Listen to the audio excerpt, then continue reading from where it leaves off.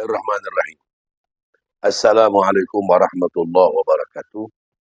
Alhamdulillahilladzi hadana li hadza wa ma kunna linahtadiya laula an hadanallah. Alhamdulillahilladzi bi dzikrihi tatma'innul qulub. Alhamdulillahi ala ni'matil Islam wa kafa fi hadzal ni'mah. Kepada yang menonton acara ini, kepada yang mengikuti kami dari awal, dalam kesempatan kali ini kami ingin mengajak kita berfikir bukan mendengarkan ceramah. Dan berfikir sesuai dengan kapasitas ilmu dan kemampuan masing-masing. Pertama, kalau kita perhatikan, di dalam surat Al-Fatihah itu diulang-ulang sampai 17 kali minimal dalam sholat wajib. Dan bisa lebih dari 17 kali kalau melaksanakan sholat sunat. Yaitu surat Al-Fatihah mengandung doa yang sangat istimewa, ihdinas siratal mustaqim. Sebelum kita berdoa dan meminta kepada Allah untuk memberi kita petunjuk ke jalan yang lurus, kita lebih dahulu mengatakan kepada Allah, Ar-Rahmanir Rahim, Maliki Yaumiddin, Iyyaka na'budu wa iyyaka nasta'in. Kita memuji Allah, mengkultuskan Allah, mentauhidkan Allah dengan sesungguhnya, dan kita membuat pengakuan bahwa pertolongan yang sangat kita harapkan dari Allah adalah mendapatkan hidayah, petunjuk dari Allah ke jalan yang lurus. Nah, jalan yang lurus ini yang dijelaskan pada ayat yang lain, alladzina an'amta alaihim minan nabiyyin wasiddiqin wasyuhada wassalihin. Jalan orang-orang yang telah diberikan nikmat oleh Allah sebelum kita, yaitu para nabi dan rasul, para siddiqin, dan orang-orang yang syahid, juga orang-orang saleh.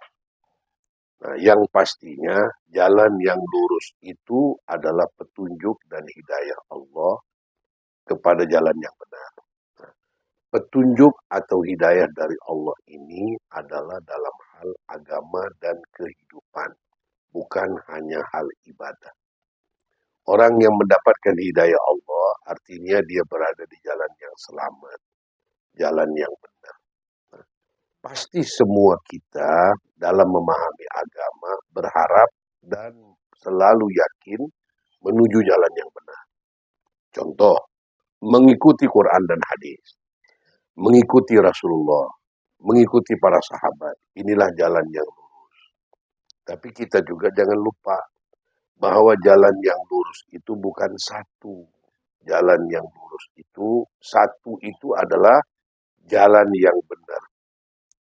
Satu itu adalah jalan yang sesuai dengan petunjuk Quran dan hadis. Jalan yang satu itu adalah jalannya para sahabat. Nah, kenyataannya kita mendapatkan petunjuk ke jalan yang lurus melalui teori agama, melalui informasi ilmu dari berbagai pendapat yang berbeda. Semuanya sedang berusaha menuju jalan yang lurus, jalan yang benar. Tapi siapa orang yang bisa pasti dan yakin kalau jalannya dia itulah yang paling lurus atau yang paling benar? Jadi kita melihat Quran dan hadisnya bukanlah masalah dalam perbedaan pendapat antara umat muslim. Masalahnya adalah memahami Quran dan hadisnya. Nah, kita lihat begini dalam sejarah, fakta dan kenyataan ya. Perbedaan pendapat itu sudah ada dari sejak Rasulullah masih ada.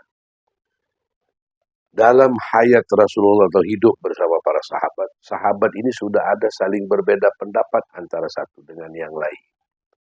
Hanya saja perbedaan mereka diselesaikan oleh Rasulullah langsung.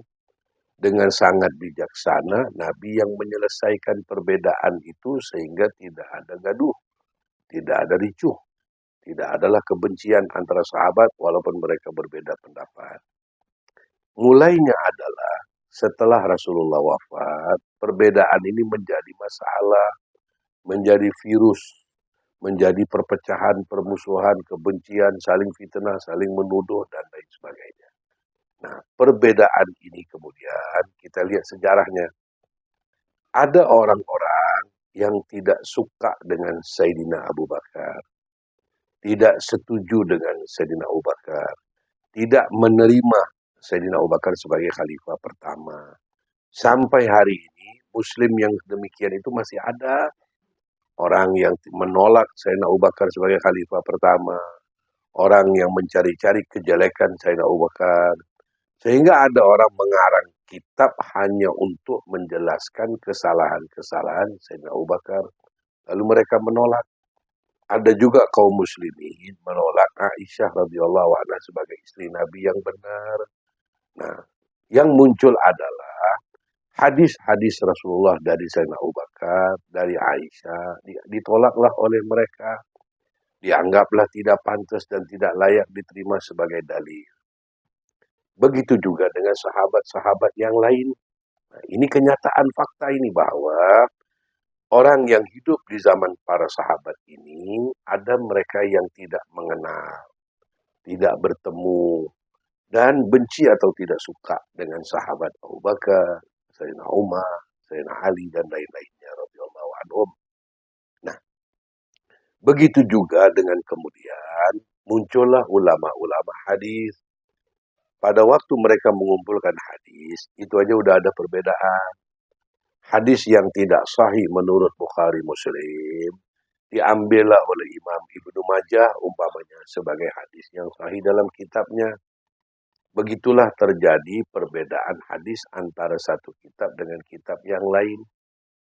Ada dua generasi perbedaan. Ketiganya, ketika ulama tafsir mengumpulkan tafsir-tafsir Quran melalui hadis, terjadilah perbedaan sudut pandang memahami Quran walaupun dalilnya adalah hadis.